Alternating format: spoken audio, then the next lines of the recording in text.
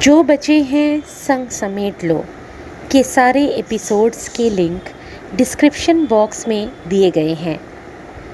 Please کہانی سنتے سمے ڈسکرپشن باکس ضرور دیکھیں۔ اگر آپ کو ہمارے ایپیسوڈز پسند آئے ہوں تو پلیز لائک، شیئر اور سبسکرائب ضرور کریں۔ وہ خود کو، اپنے دل، اپنی سوچوں، اپنے اندیشوں کو اس پر اس طرح عیاں کر رہا تھا جیسے خود اپنے آپ سے باتیں کر رہا ہو۔ تم مجھے نہ خفا کرو گے، نہ مایوس، تم مجھے بہت پیار کرو گے، میں جانتی ہوں۔ اچھا یہ بتاؤ، تمہارا ڈنر تیار ہو گیا؟ لیزا کے پوچھنے پر اسے کبابوں کا دھیان آیا۔ نہیں، ابھی نہیں ہوا۔ وہ مائکرو ویو کی طرف آیا۔ بس پھر اب تم جلدی سے کھانا تیار کرو، سکون سے کھانا کھاؤ، مزیدار سی کافی پیو اور ریلیکس کرو۔ ہم کل صبح بات کر کے پاکستان جانے کا پروگرام فائنل کر لیں گے۔ کل صبح نہیں، آج رات۔ تم مجھ سے رات میں سونے سے پہلے بات کرنا پلیز۔ ٹھیک ہے، مگر ایک شرط پر۔ بولو۔ تم مجھے بیلا کہو۔ تم یہ کہتے ہو تو مجھے بہت اچھا لگتا ہے۔ لیزا کی مسکراتی آواز سن کر وہ بھی مسکرا دیا۔ بیلا، میں تم سے بہت پیار کرتا ہوں۔ دل خوش کر دیا آپ نے سینیور سکندر۔ میں نے جو مانگا آپ نے مجھے اس سے بھی بڑھ کر خوبصورت بات بول دی۔ وہ اپنے ہوٹل روم میں تھی اور اپنے پاپا کو فون ملا رہی تھی۔ سکندر سے بات کرنے کے بعد اب جب کہ یہ طے ہو چکا تھا کہ وہ دونوں پاکستان جا رہے ہیں تو اسے سب کچھ اپنے پاپا کو بھی بتانا تھا۔ اس نے واپس لندن جانے کا ارادہ ملتوی کر دیا تھا۔ کل اس کی ایگزیبیشن کا آخری دن تھا اور اس نے کل رات ہی واپس روم چلے جانے کا فیصلہ کر لیا تھا۔ وہاں سے دوحہ اور پھر کراچی جانے کی تمام تیاری ہو جانے کے بعد اس کو پہلی فلائٹ سے سکندر کے پاس دوحہ چلے جانا تھا۔ لندن تو ویسے بھی اس کو اب سب کچھ وائنڈ اپ کرنے ہی جانا تھا۔ ظاہر ہے اپنی جاب اس کو صحیح طریقے سے نوٹس پیریڈ پورا کرنے کے بعد چھوڑنی تھی اور لندن میں اپنے فلیٹ اور دیگر تمام معاملات کو نپٹانا تھا۔ اپنے دوستوں اور کلیگس کو سے اچھی طرح مل کر انہیں الوداع کرنا تھا اور ان سب سے میں اسے کچھ وقت تو لگتا ہی۔ ابھی وہ سکندر کے ساتھ پاکستان ہو آئے پھر لندن چلی جائے گی۔ فی الحال اس نے لندن اپنے کالج کے ڈین کو فون کر کے اپنی چھٹیاں بڑھوا لی تھی۔ ساتھ ہی اس نے ان کے کال میں یہ بات بھی ڈال دی تھی کہ وہ شادی کر رہی ہے اور جب واپس کالج جوائن کرے گی تو استعفیٰ کے ساتھ اپنا نوٹس پیریڈ پورا کرنے کے لیے کرے گی۔ اس کے ذہن میں مسلسل سکندر کی باتیں گونج رہی تھی۔ اس کا دکھ بھرا لہجہ گونج رہا تھا۔ آخر کتنا مایوس کیوں تھا اسے لوگوں اور رشتوں نے جو وہ رشتوں سے اس قدر ڈرتا تھا اور وہ اس کے ساتھ رشتہ جوڑنا چاہتا تھا مگر وہ اس طرح سے ڈرا ہوا تھا جیسے اسے خوف ہو کہ جس طرح باقی تمام لوگوں اور رشتوں نے اسے دکھ دیے ہیں، دھوکہ دیا تھا، ایسے ہی وہ بھی کرے گی۔ محمود خالد کی کال مل گئی تھی۔ اس نے سکندر سے دھیان ہٹا کر اپنے پاپا پر دھیان مرکوز کیا۔ اس کی کال ریسیو کر چکے تھے۔ میں ابھی تمہیں کو یاد کر رہا تھا بیٹا، سوچ رہا تھا تمہیں فون کروں۔ آج مریم آئی تھی، بتایا اس نے مجھے تمہاری شادی کے ڈیسیشن کے بارے میں۔ میں نے آپ کو یہی بتانے کے لیے فون کیا ہے پاپا۔ جو بھی تھا وہ اس کے باپ تھے۔ اسے دل میں تھوڑی شرمندگی سی محسوس ہوئی۔ وہ کون ہے کلثوم؟ مجھے کچھ بتاؤ اس کے بارے میں۔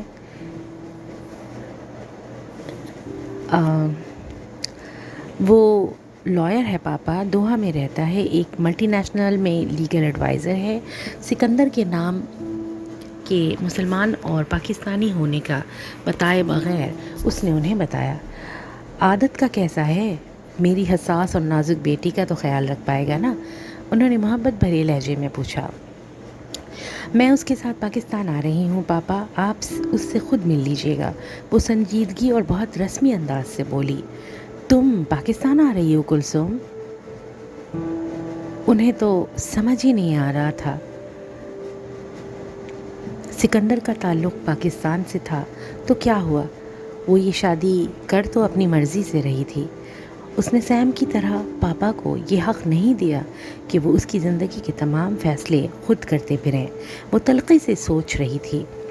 جی میں پاکستان آ رہی ہوں پاپا، سکندر کے پیرنٹس کراچی میں رہتے ہیں اور وہ مجھ سے ملنا چاہتے ہیں، اس لیے میں سکندر کے ساتھ شاید اگلے ہفتے تک کراچی آ جاؤں۔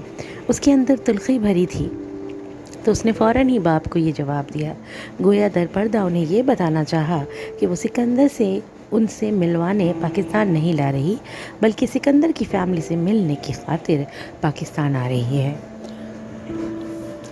سکندر نام ہے اس کا؟ جی۔ اب یہ ایک ہفتہ کیسے گزرے گا بیٹا؟ میں تو آج سے ہی دن کا کیا گھنٹے گننا شروع کر دوں گا تم سے اور سکندر سے ملنے کے لیے۔ ان کا لہجہ باپ کی شفقت اور محبت سے لبریز تھا۔ وہ جواب میں خاموش رہی تھی۔ تم سے ایک بات کہوں کلثوم؟ وہ کچھ کہتے کہتے ہچکچا کر چپ ہوئے۔ جی پاپا۔ مجھے پتہ ہے بیٹا، تم میں اور مریم میں بہت پیار ہے۔ تم کراچی آ کر غالباً اس کے پاس رکنا چاہو گی۔ میں تمہیں مجبور نہیں کر رہا، مگر میرا مشورہ ہے تم یہاں آ کر میرے پاس رکو۔ باپ کا گھر ہوتے ہوئے تم بہن بہنوئی کے پاس ٹھہرو گی تو تمہارے ہونے والے سسرالی کیا سوچیں گے؟ وہ باپ کے التجائیہ لہجے پر شرمساری ہوئی تھی اسے۔ ابھی تک اس نے یہ سوچا نہیں تھا کہ وہ کراچی جا کر کہاں ٹھہرے گی، یا شاید اندر یہ طے تھا کہ اسے سیم کے پاس ٹھہرنا ہے، اس لیے کچھ سوچنے کی ضرورت ہی محسوس نہیں کی تھی۔ لیکن اگر اس کے پاپا کی یہ خواہش ہے کہ وہ ان کے پاس ٹھہرے تو ٹھیک ہے۔ سکندر بھی تو اپنے گھر والوں سے ناراضگی کے باوجود اپنی ماں سے ملنے جا رہا ہے، تو کیا وہ چند دنوں کے لیے باپ کا دل خوش کرنے کے لیے ان کے پاس نہیں رک سکتی؟ آگے کون سا اسے ان کے پاس کراچی میں رہنا ہے؟ چند دن گزار کر وہ اور سکندر واپس آ جائیں گے۔ ٹھیک ہے پاپا، جیتی رہو جان، دل خوش کر دیا تم نے اپنے بابا کا۔ بس اب جلدی سے آ جاؤ، میں تمہاری اور سکندر کی راہ دیکھ رہا ہوں۔ کیا اس کے پاپا رو رہے تھے؟ نہیں، مرد تو نہیں رویا کرتے، اور اس کے پاپا تو ایک انتہائی سخت، سرد مزاج اور غیر جذباتی سے آدمی تھے۔ وہ بھلا کیوں روئیں گے؟ نویرا لاؤنج میں داخل ہوئی تو وہاں صوفے پر آمنہ بیٹھی نظر آئی، کسی گہری سوچ میں گم اور اداس تو وہ ہر وقت رہا کرتی تھی۔ اس وقت مختلف بات تھی، یہ تھی کہ وہ اداس نہیں تھی، وہ کچھ سوچ رہی تھی اور ان کے لبوں پر ایک مدھم سی مسکراہٹ تھی۔ نویرا ان کی مسکراہٹ کو بغور دیکھتی ان کے پاس آ کر بیٹھ گئی۔ انہوں نے نویرا کا آنا اور اپنے پاس بیٹھ جانا محسوس ہی نہیں کیا تھا۔ وہ اس وقت یہاں تھی کب؟ وہ اس وقت اپنے سکندر کے پاس تھی۔ وہ اسے اور اپنی ہونے والی بہو کو سوچ رہی تھی، اپنے سکندر کی دلہن کو سوچ رہی تھی جو ان کے بیٹے کو پیاری تھی۔ انہیں تو وہ بغیر ملے بغیر دیکھے ہی بہت پیاری ہو گئی تھی۔ کیا بات ہے امو جان؟ نویرا نے مسکرا کر ان سے پوچھا۔ ہاں، انہوں نے خیالوں سے چونک کر نویرا کو دیکھا۔ کیا ہوا بیٹا؟ میں یہ پوچھ رہی تھی امو جان کہ آپ کچھ کھوئی کھوئی لگ رہی ہیں اور کسی بات پر بہت خوش بھی ہیں۔ بات خوشی کی ہی تو پتہ چلی ہے نا، کل میری سکندر سے بات ہوئی تھی، وہ شادی کر رہا ہے۔ یہ تو بہت خوشی کی بات ہے۔ نویرا نے آمنہ کی بات پر بے ساختہ خوشی کا اظہار کیا۔ ہاں، بہت خوشی کی بات ہے۔ زندگی میں خوشیوں پر اب میرے سکندر سے زیادہ اور کسی کا حق نہیں۔ میں نے سکندر سے کہا ہے وہ میری ہونے والی بہو کو لے کر کراچی مجھ سے ملوانے لائے، جسے میرے بیٹے نے زندگی کی ساتھی کے طور پر چنا ہے۔ میں اسے جی بھر کر دیکھوں گی، پیار کروں گی، اور اس سے یہ بھی کہوں گی کہ میرے بیٹے نے زندگی میں بڑی سختیاں کاٹی ہیں، بڑی آزمائشیں برداشت کی ہیں۔ اب تم اسے اتنا پیار دو کہ وہ یہ سب بھول جائے۔ بولتے ہوئے آمنہ کی آنکھیں بھر آئی تھیں۔ ماما، میں نے دادا جان کو ہرا دیا۔ علی بھاگتا ہوا ان لوگوں کے پاس آ رہا تھا۔ نویرا اور آمنہ نے فوراً ہی گردن گھما کر دروازے کی طرف دیکھا۔ ان دونوں کی نگاہیں علی پر نہیں شہریار خان پر جا کر ٹھہری تھی۔ آمنہ کے لب یکدم ہی یوں پوست ہوئے تھے جیسے وہ کوئی چوری کرتے ہوئے رنگے ہاتھوں پکڑی گئی ہو۔ سکندر کی بات کرنا تو کیا، وہ شہریار خان اور زین کے سامنے کبھی بھولے سے اس کا نام تک نہیں لیا کرتی تھی۔ دادی جان رو رہی ہیں؟ علی ان کے پاس حیران پریشان سا آیا۔ نہیں میری جان۔ انہوں نے علی کو گود میں بٹھا کر پیار کیا۔ نوینہ نے قدرے گھبرائی ہوئی ایک نظر آمنہ کو اور پھر سپاٹ چہرے کے ساتھ کھڑے شہریار خان کو دیکھا۔ آئیے نا پاپا، علی نے کتنا تھکایا آپ کو؟ اس نے فوراً ہی صورتحال کو سنبھال کر اس کی تکلیف دہ خاموشی کو توڑنے کی کوشش کی۔ تھکن وکن نہیں ہوئی، ہم دادا پوتے نے خوب انجوائے کیا ہے۔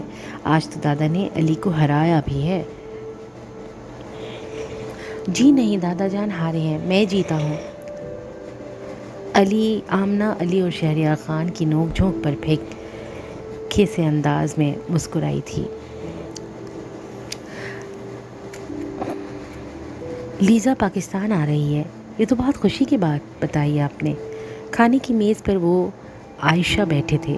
انہوں نے عائشہ کو لیزا کی شادی کے فیصلے اور پاکستان آنے کا بتایا تھا۔ ہاں الحمدللہ، میرا دل بڑا مطمئن ہے۔ ابھی ملا نہیں اس لڑکے سے، مگر چونکہ یہ کلثوم کا اپنا اکیلے کا فیصلہ ہے، اس لیے مجھے یقین ہے اس نے کسی غلط شخص کا انتخاب نہیں کیا ہوگا۔ اگر کسی کے انفلوئنس میں آ کر اس نے ایسا فیصلہ کیا ہوتا تو میں یقیناً پریشان ہوتا۔ میں کلثوم کے لیے بہت فکر مند بھی تھا، اس لیے رہتا تھا کہ مجھ سے ناراض اور میری ضد میں آ کر جس طرح وہ پچھلے 5 سالوں سے لندن میں اکیلی رہ کر خود کو نقصان پہنچا رہی تھی، کہیں میری ضد میں وہ کسی غلط جگہ شادی کرنے کے لیے تیار نہ ہو جائے۔ وہ خاصے مطمئن اور خوش نظر آ رہے تھے، مگر ان کے چہرے پر ابھی بھی کسی بات کی ٹینشن تھی۔ عائشہ ان سے محبت کرتی تھی، وہ ایک اچھی شریک حیات اور ان کی دکھ درد کی ساتھی تھی، مگر بہت سی ایسی باتیں تھیں جو عائشہ سے بھی شیئر نہیں کر سکتے تھے۔ وہ عائشہ سے کچھ کہنا چاہتے تھے مگر کہنے کے لیے مناسب لفظوں کا انتخاب کر رہے تھے۔ انہوں نے سر جھکا کر اپنی پلیٹ میں چاول ڈالے اور چند نوالے چاولوں کے کھائے بھی تھے۔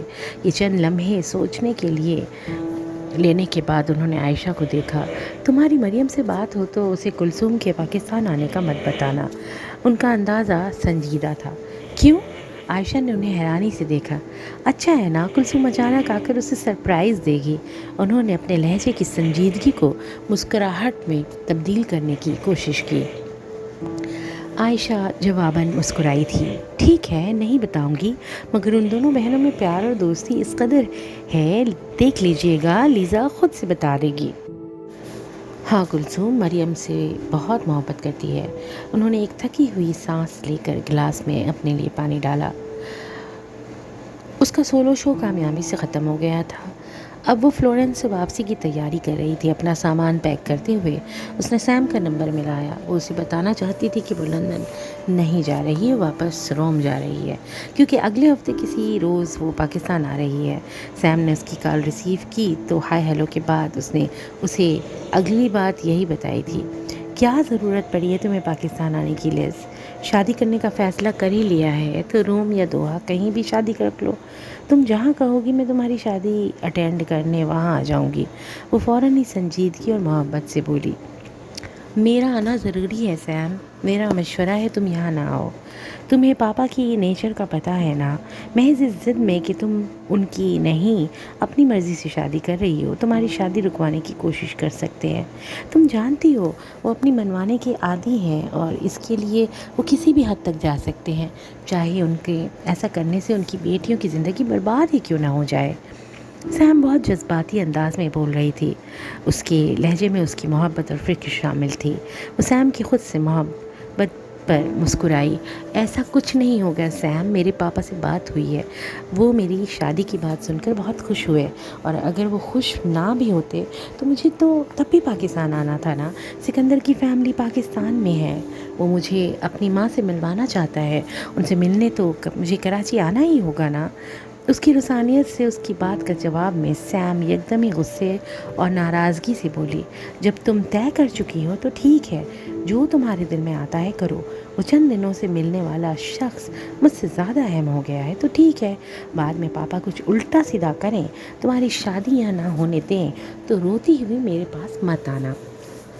سیم نے بات پوری کرتے ہی اسے کچھ کہنے کا موقع دیے بغیر کھٹاک سے فون بند کر دیا۔ سیم بہت تلخ اور غصے لہجے میں بولی تھی۔ اس کی آواز اونچی تھی۔ سیم کے غصے اور اس کی تلخی کا اس نے برا نہیں مانا تھا۔ وہ جانتی تھی سیم اس سے بے تحاشا محبت کرتی ہے اور اس کی اس بے تحاشا محبت ہی میں اس کی فکر میں مبتلا ہو کر وہ اس پر چلائی تھی۔ صبح کے 5 بج رہے تھے۔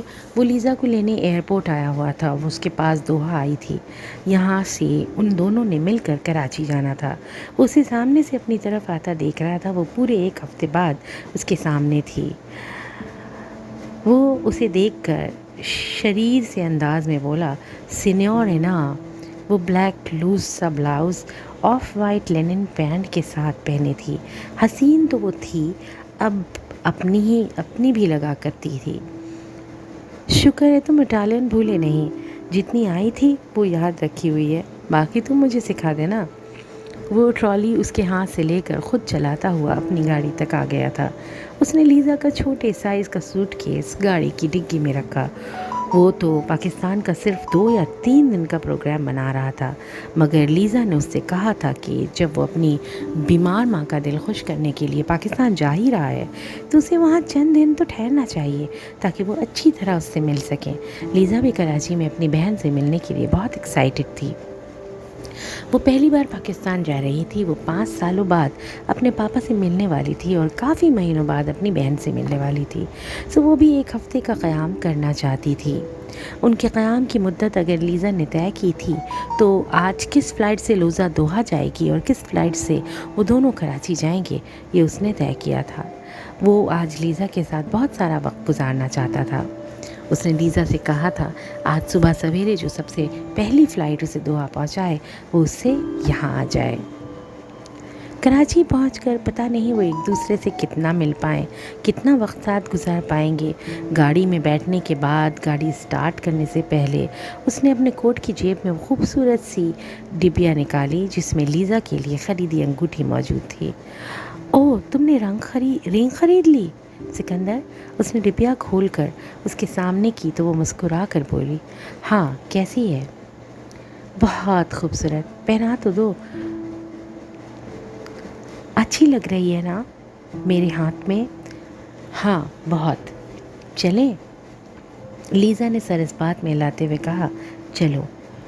وہ اسے لے کر اپنے فلیٹ میں آ گیا تھا۔ راستے بھر وہ اسے اپنی ایگزیبیشن کی باتیں بتاتی رہی تھی یا پھر اپنی بہن کا ذکر کرتی رہی تھی جس سے ملنے کے لیے وہ اتنا ایکسائٹڈ تھی۔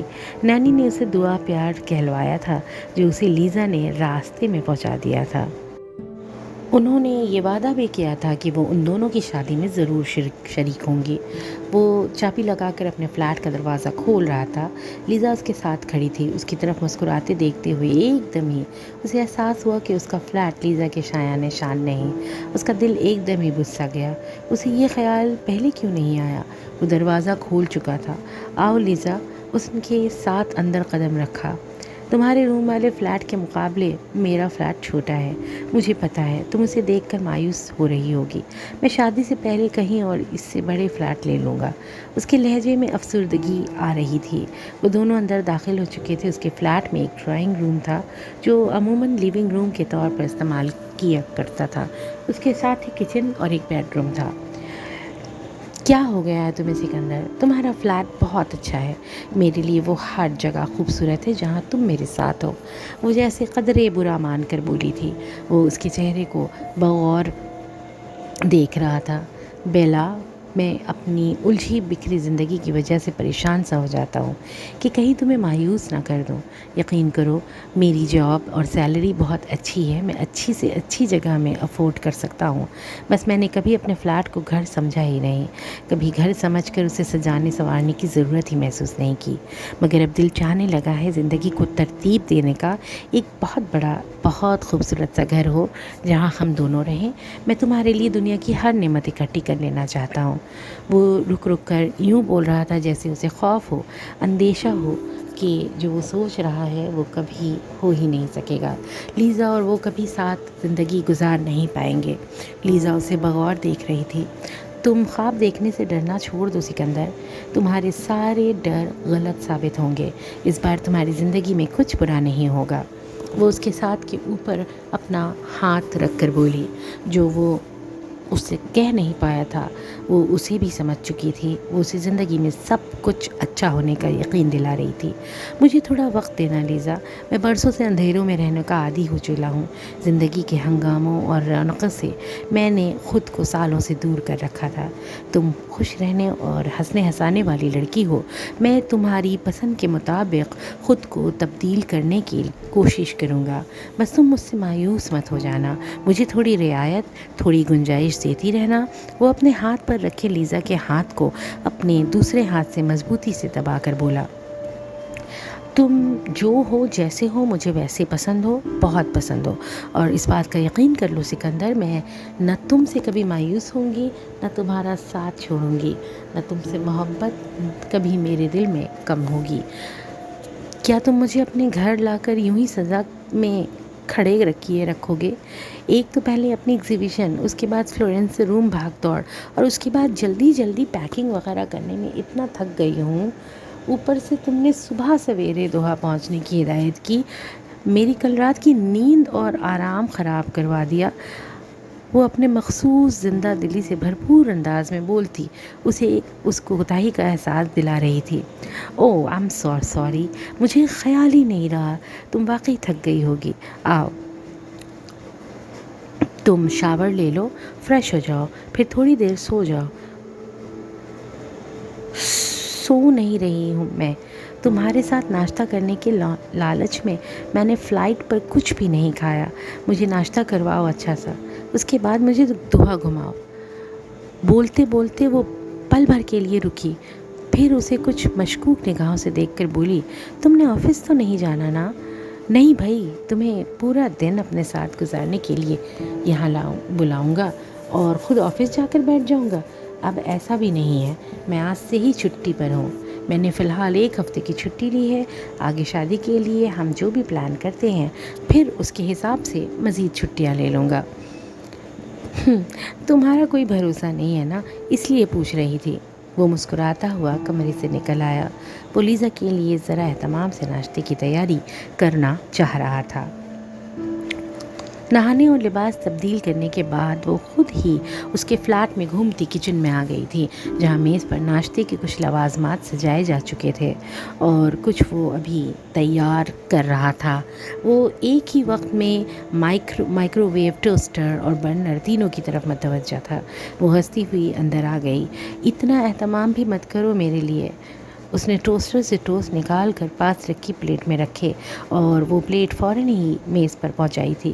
سکندر بڑی مہارت سے آملیٹ بنا رہا تھا۔ پہلے اس نے پین میں پھیٹے ہوئے انڈے ڈالے، 2-1 سیکنڈ بعد اس پر مشرومز اور پنیر ڈالا تھا اور پھر بڑے ماہرانہ انداز میں اسے جلدی جلدی رول کر رہا تھا۔ تم سوسیجز کھاتی ہو؟ میں سب کچھ کھاتی ہوں۔ وہ میز پر رکھی پھلوں کی خوبصورت سی ٹوکری کو دیکھ کر مسکرائی۔ تم ناشپاتیاں میرے لیے لائے تھے؟ ہاں، صرف ناشپاتیاں نہیں بلکہ یہ فروٹ باسکٹ بھی میں نے کل ہی شام خریدی ہے۔ اب بے ڈھنگے پن سے پھل یوں ہی پڑے چھوڑ دیتا تم میرے پھوڑ پن پر افسوس کرتی۔ وہ ہنس کر بولا، جیسے اپنی کل فروٹ باسکٹ خریدنے والی حرکت کو ابھی تک انجوائے کر رہا ہو۔ وہ سکندر کے میزبانوں کی طرح اخلاق دعوت دینے سے قبل ہی ناشتہ شروع کر چکی تھی۔ کیا تم میری پسند ناپسند ہمیشہ اسی طرح یاد رکھو گے؟ آملیٹ اور سوسیجز کھاتے ہوئے اس نے مسکرا کر پوچھا۔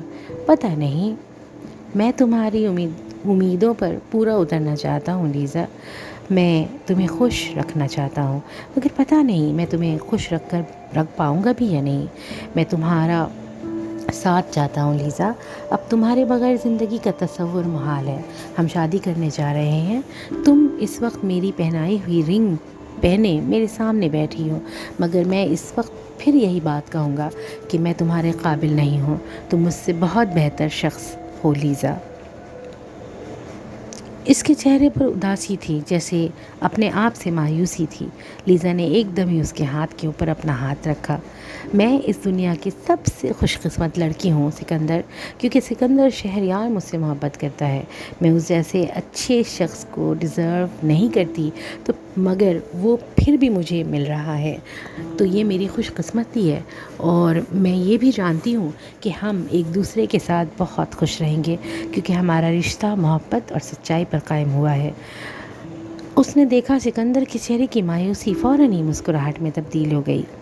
پلیز مجھے کبھی نہیں چھوڑنا، نہیں، مجھے سب نے چھوڑ دیا تھا، مجھے رشتوں نے اور زندگی نے صرف نفرتیں دی ہیں لیزا۔ اگر تم نے بھی مجھے چھوڑ دیا اور اگر تم مجھ سے دور ہوئی تو میں زندہ کس طرح رہ پاؤں گا؟ جنہوں نے تمہیں نفرتیں دیں، جنہوں نے تمہیں چھوڑ دیا، وہ بد نصیب لوگ تھے سکندر۔ یہ تمہاری نہیں، ان کی بد نصیبی ہے کہ وہ تمہیں چاہ نہ سکے۔ تم سے تو صرف محبت کی جا سکتی ہے سکندر۔ تم مجھ سے پوچھو گی نہیں لیزا کہ میرے گھر والوں نے مجھے کیوں چھوڑ دیا تھا، انہوں نے مجھے نفرت سے کیوں دھتکار دیا تھا؟ وہ چند لمحوں کے بعد آہستگی سے بولا، اس کے چہرے پر تلخی ابھر آئی تھی۔ نہیں، میں تم سے یہ سب نہیں پوچھنا چاہتی، اس لیے کہ میں وہ سب جاننا ضروری نہیں سمجھتی۔ اس کے نرم لہجے میں کئی بات جیسے سکندر کو ایک دم ہی مزید تلخ کر گئی تھی۔ پوچھنا چاہیے تمہیں مجھ سے، پوچھنا چاہیے تمہیں مجھ سے کہ آخر میرے اپنے سگے باپ نے مجھے اپنے گھر سے دھکے مار کر کیوں نکال دیا تھا؟ میرا سگا بھائی مجھ سے اس حد تک نفرت کیوں کرتا تھا؟ اگر میرے مرنے کی اطلاع آتی تو اس پر سب سے زیادہ خوش ہونے والا وہ ہوتا۔ سکندر پلیز، تم خود کو کیوں اذیت دے رہے ہو؟ سکندر کی تلخی اور اس کا خود پر غصہ دیکھ کر وہ گھبرا گئی تھی۔ سکندر نے خالی خالی نگاہوں سے اسے بغور دیکھا۔ میں 20 سال کا تھا لیزا، میں اس وقت صرف 20 سال کا تھا۔ یہ جو آج میں تمہیں ایک باعزت انسان نظر آتا ہوں، معزز جاب کرتا ہوں، میں یہاں تک کس طرح پہنچا ہوں اگر تمہیں بتاؤں تو شاید تم میری سخت جانی پر حیران رہ جاؤ گی۔ گرے سے گرا اور گھٹیا سے گھٹیا وہ کون سا ایسا کام ہے جو اپنے سروائیول کے لیے میں نے نہیں کیا تھا؟ میں نے نائٹ کلبز اور بارز میں لوگوں کو شراب پیش کی، میں نے لوگوں کے جانوروں، ان کے کتوں کو دیکھ بھال کی، میں نے کنسٹرکشن سائٹ پر محنت مزدوری کی، میں سڑکوں، فٹ پاتھوں اور پارک کی بینچوں تک سویا ہوں۔ پیسے نہ ہونے کی وجہ سے میں کئی دن بھوکا رہا ہوں۔ کوئی بھی مجھے ایک وقت کا کھانا دینے کے لیے کیوں پیسے دے گا؟ اس کے لیے بینچ سے نیچ کام کرنے کے لیے تیار ہوا ہوں۔ اس ملٹی نیشنل کمپنی میں لیگل ایڈوائزر کی پوسٹ تک پہنچنے میں زندگی میں کتنی ذلتیں برداشت کی ہیں میں تمہیں بتا نہیں سکتا۔ وہ اسی طرح میز کو گھڑتا آہستہ آواز میں کرب سے کہہ رہا تھا، اسی لیے تو میں تمہیں ایک بہادر انسان کہتی ہوں سکندر، تم بہت بہادر ہو۔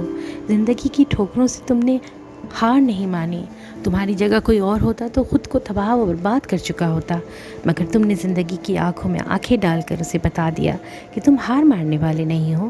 تم بدترین حالات کا سامنا کر لو گے مگر خود کو برباد نہیں ہونے دو گے۔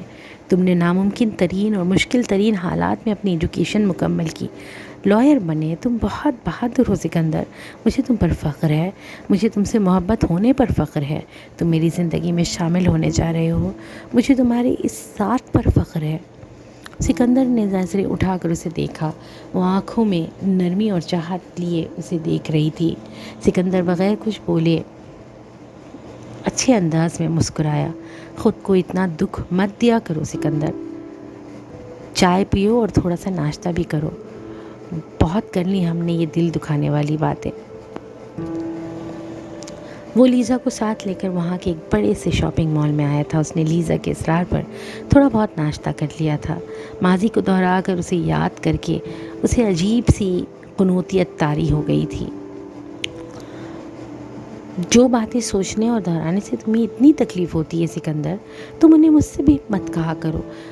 کبھی جب ہماری شادی کو بہت عرصہ گزر چکا ہوگا، میرا ساتھ تمہارے اندر کی تلخیاں کچھ کم کر چکا ہوگا، تم خواب دیکھنے سے ڈرنا چھوڑ چکے ہوگے، تمہارے اندر سے یہ اندیشہ بھی ختم ہو گیا ہوگا کہ باقی سب لوگوں کی طرح میں بھی تمہیں چھوڑ جاؤں گی۔ تم اس روز مجھے خود کی پر گزری ایک ایک بات بتانا، اور وہ اس لڑکی کے خود پر یقین اور محبت کو دیکھتا رہ گیا۔ اس کے موڈ پر چھائی پسماندگی اور اداسی کم ہونے لگی۔ اسے گھمانے لے کر چلے اور یہ اسے شاپنگ بھی کرائی، یہ اس کا دل کرنے لگا۔ وہ ابھی بھی اداس تھا، وہ دل سے خوش ہونے سے ڈر رہا تھا، مگر وہ لیزا سے اپنی یہ کیفیت چھپا رہا تھا۔ وہ بظاہر ڈرائیور کرتے اس کی باتوں پر یوں مسکرا رہا تھا جیسے بہت خوش ہو، جیسے کوئی خوف، کوئی اندیشہ اس کے دل کو پریشان نہ کر رہا ہو۔ پتہ ہے مجھے تمہارے پاس بہت پیسے ہیں، مہربانی کر کے یہ والیٹ اندر رکھ لو۔ اسے پیمنٹ کرنے کے لیے والیٹ نکالتا دیکھ کر وہ قطرے رعب سے بولا، اس نے خود اس کی پیمنٹ کی تھی۔ میری شاپنگ کی پیمنٹ تم کرو گے؟ وہ دونوں بیگ خرید کر شاپنگ سے باہر نکلے تو لیزا نے مسکرا کر اس سے پوچھا۔ ہاں، وہ اس کے ساتھ چلتے ہوئے سنجیدگی سے بولا، یہ تو بہت فائدے کی بات ہے، اب تو میں دل بھر کر اور خوب شاپنگ کروں گی۔ وہ کسی نوعمر لڑکی کی طرح خوشی اور ایکسائٹمنٹ کا اظہار کرتے ہوئے بولی۔ وہ اسے دیکھ کر ہنس پڑا۔ لیزا کے لیے وہ بیگ خریدنا اسے اچھا لگا تھا، اس کا موڈ خوشگوار ہونا شروع ہو گیا تھا۔ یہاں چلیں۔ ایسکیلیٹر پر چڑھ کر وہ دونوں اگلی منزل پر آئے تو وہاں ایک گفٹ شاپ دیکھ کر لیزا اس سے بولی۔ اس نے سر اس بات پر ہلا دیا۔ وہ دونوں شاپ میں آ گئے تھے۔ وہ ایک طرف مختلف ڈیکوریشن پیسز دیکھ رہا تھا اور لیزا دوسری طرف دیکھ رہی تھی۔ سکندر، یہ دیکھو، یہ میں تمہارے لیے لے رہی ہوں۔ وہ بہت ایکسائٹڈ اس کے پاس آئی۔ اس نے سر گھما کر اس کی طرف دیکھا۔ اس کے ہاتھ میں قیمتی لکڑی سے بنی ایک خوبصورت اور بڑی سی چابی تھی، جیسے الماری یا میز پر سجایا جا سکتا ہو۔ اس پر سنہری حروف میں گندہ الفاظ پڑھ کر وہ ہنسے بغیر رہ نہیں سکا تھا۔ اونلی یو ہولڈ دا کی ٹو مائی ہارٹ۔ یہ تم میرے لیے خریدو گی؟ ہاں، یہ میں تمہارے لیے ہی لے رہی ہوں۔ کی ٹو مائی ہارٹ، اس میں ہنسنے والی کیا بات ہے؟ پتہ ہے ٹین ایجڈ لڑکے لڑکیاں ایک دوسرے کو اس طرح کا بچکانہ تحفہ دیتے ہیں۔ اب اگر ٹین ایج میں مجھے کسی سے محبت نہیں ہوئی تو کیا میرے دل میں کوئی ارمان نہیں ہوں گے؟ کیا 28 سال کی عمر میں میں اپنے ٹین ایج والے شوق پورے نہیں کر سکتی؟ کرو، ضرور کرو، میں نے کب روکا ہے، مگر یہ تمہارے لیے کر رہی ہوں۔ میں چاہتی ہوں تم اسے اپنے کمرے میں اپنی بیڈ سائڈ ٹیبل پر سجاؤ، جس طرح تم نے وہاں سمورائی کا مجسمہ اور میرا بنایا کارڈ سجا کر رکھا ہے، کیونکہ you are the only one, the key who hold to my heart. لے لو بیلا۔ میں اسے بہت سنبھال کر اور سجا کر رکھوں گا۔ اسے ابھی ابھی ہنسی آ رہی تھی اور اس طرح کا نوعمر لڑکے لڑکیوں والا تحفہ خریدنے جانے پر، مگر اس نے لیزا کو سنجیدہ دیکھ کر اسے خریدنے کو کہا۔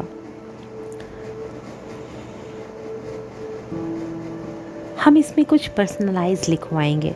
کیا لکھوانا چاہتی ہو تم مگ پر؟ کچھ اچھا سا، کچھ خوبصورت، Mr and Mrs Sikandar. Sikandar پھر سے ہنس پڑا۔ اسے یہ بچکانی حرکتیں بار بار ہنسا رہی تھی۔ پھر وہ لیزا کو ساتھ لے کر شاپنگ مال کے فوڈ کورٹ میں آ گیا۔ وہاں فوڈ کورٹ کے ساتھ بچوں کے لیے پلینگ ایریا بھی تھا۔ مجھے تمہارا بچپنا بہت اچھا لگ رہا ہے لیزا، انفیکٹ مجھے بہت مزہ آ رہا ہے۔ کیا کھاؤ گی؟ کچھ بھی کھلا دو۔ برگر کھاؤ گی یا پھر ٹیمپورا یا پھر سوشی؟ وہ دونوں فوڈ کورٹ میں مختلف مشہور ہوٹلز اور فاسٹ فوڈ ریسٹورنٹس کے کاؤنٹرز کے سامنے سے گزر رہے تھے۔ میرا خیال ہے سوشی اور ٹیمپورا ٹھیک ہے۔ تمہارے پاس کوئی پاکستانی ڈریس نہیں ہوگا نا؟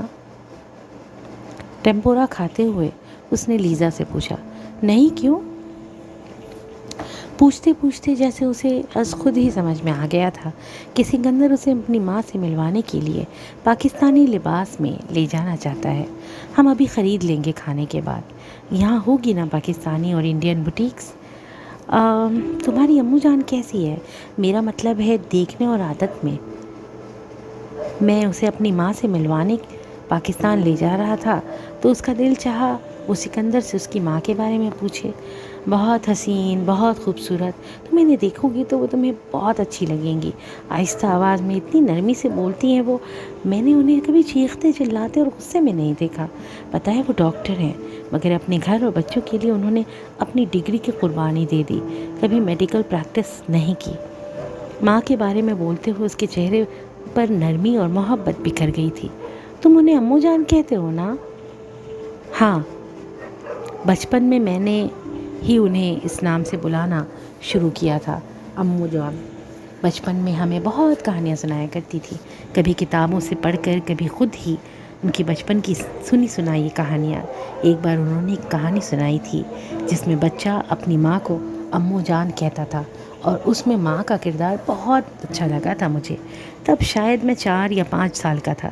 تب خود بخود ہی میں نے انہیں ممی کہنا چھوڑ کر امو جان بلانا شروع کر دیا تھا، اور میرے دیکھا دیکھی بے دہانی میں بولتا بولتا وہ ایک لخت خاموش ہوا تھا، اس کے چہرے پر سختی آ گئی تھی۔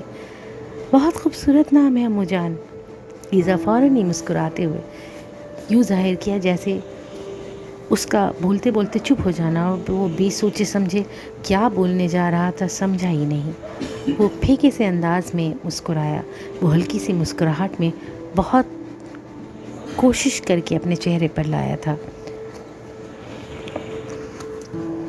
آمنہ زیورات کے ڈبے اور ایک خوبصورت صندوقچے نما جیولری باکس جس میں ان کے پرانے زیورات رکھے تھے نکال کر بیڈ پر بیٹھی تھی۔ ڈبوں میں قدرے نئے ڈیزائن کے ان کے زیورات، جبکہ صندوقچے میں ان کے خاندانی زیورات تھے۔ کل برسوں بعد ان کا سکندر ان سے ملنے آ رہا تھا، ان کی ہونے والی بہو کو ان سے ملوانے کے لیے۔ وہ کل اپنے بیٹے اور اپنی ہونے والی بہو سے ملیں گی۔ وہ اپنی بہو کو اپنے زیورات گفٹ میں دینا چاہتی تھی۔ وہ بہت خوش تھیں، بیٹے سے ملنے کی خوشی نے ان کے اندر زندگی کی لہر دوڑا دی تھی۔ وہ لبوں پر خوشی سے بھری مسکراہٹ لیے مختلف زیورات دیکھ رہی تھی۔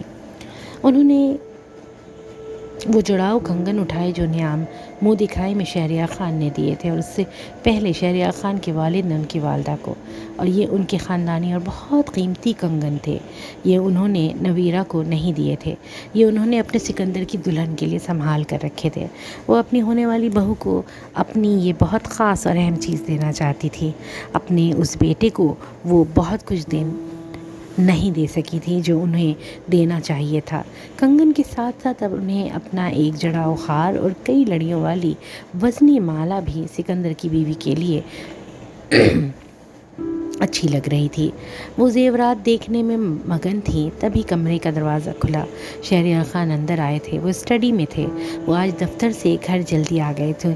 آنے کے بعد وہ اسٹڈی میں تھے، انہوں نے کافی بھی وہیں منگوا لی تھی۔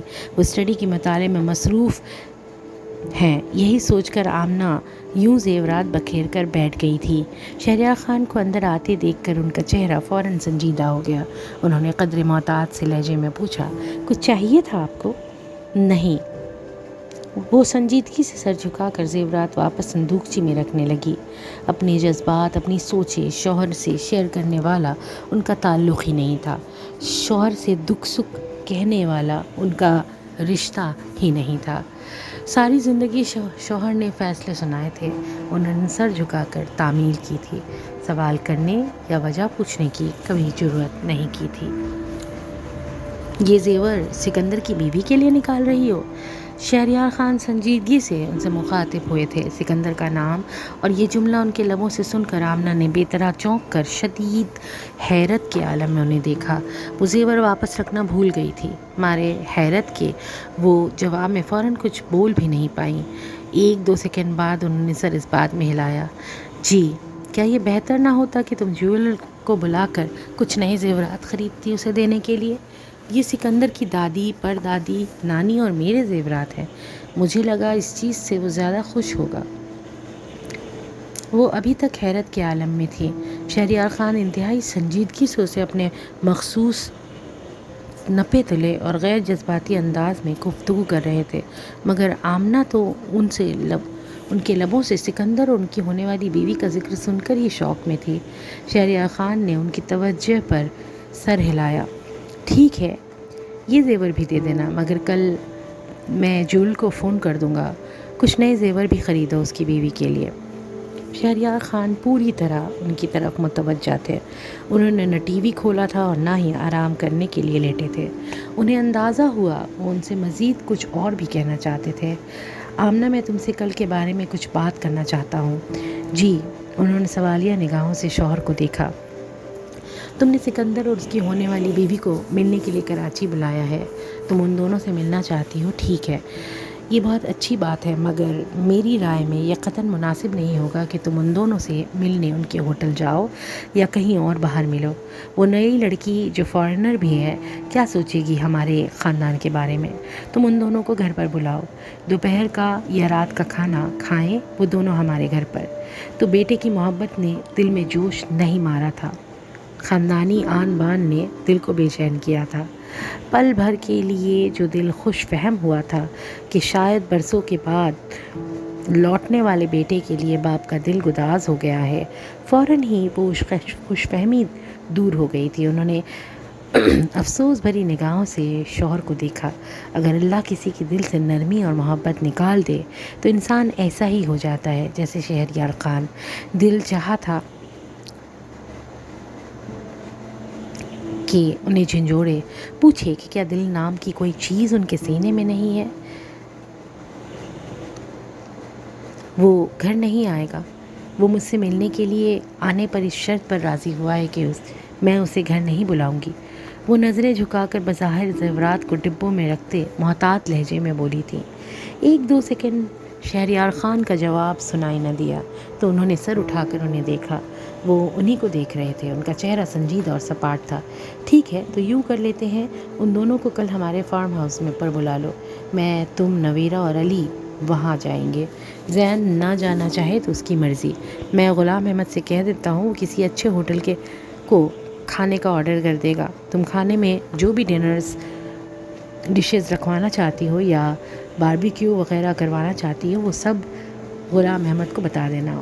اس لڑکی پر ہمارے خاندان کا اچھا تاثر پڑنا چاہیے، اسے پتہ چلنا چاہیے کہ وہ کس بڑے خاندان کی بہو بننے جا رہی ہے۔ شہریار خان کا مغرور دو ٹوک انداز آمنہ کے دل میں کئی چبھتے ہوئے سوال اٹھا رہا تھا۔